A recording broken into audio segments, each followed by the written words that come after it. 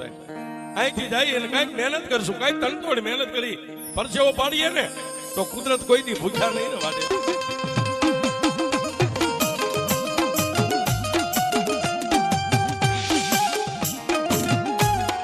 ડુંગરાની દેવી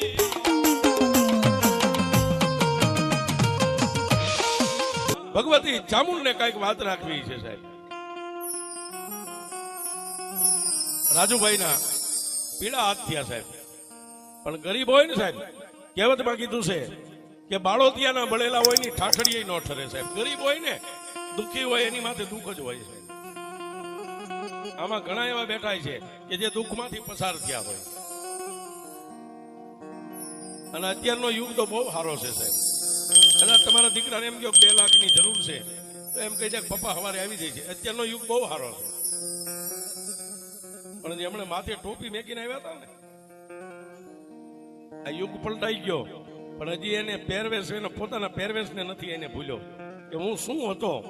હે આજ 1000 હાથ વાળીએ કદાચ મારા પહોળાને ખોબે ને થોબે આપ્યું છે, એ મારા પહોળાઓને મુબારક.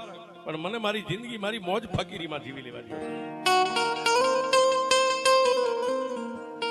હા, આમાં આપણને કોઈ નો કહી શકે કે આવડો આ મલક નો હોય છે. પણ એ સાહેબ હજારો માણસ વચ્ચે નીકળે ને તો એને માણસ કહી દે કે આ 45 નો માણસ છે, આ કાઠિયાવાડ નો છે, કે આ સોરઠ નો છે. હમણાં આવ્યા ને આટલી માણસ મેદલી એમ કહી શકે કે ભાઈ આ સોરઠી છે. પણ જેથી રાજુભાઈ ના લગ્ન થયા સાહેબ,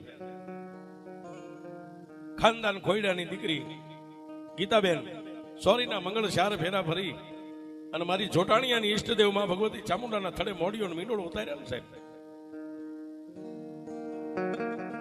તેથી આ માણાની ગરીબાઈ હતી સાહેબ. ટકનું લાવે ને ટકનું ન હોય, ટકનું લાવે ને ટકનું ન હોય સાહેબ.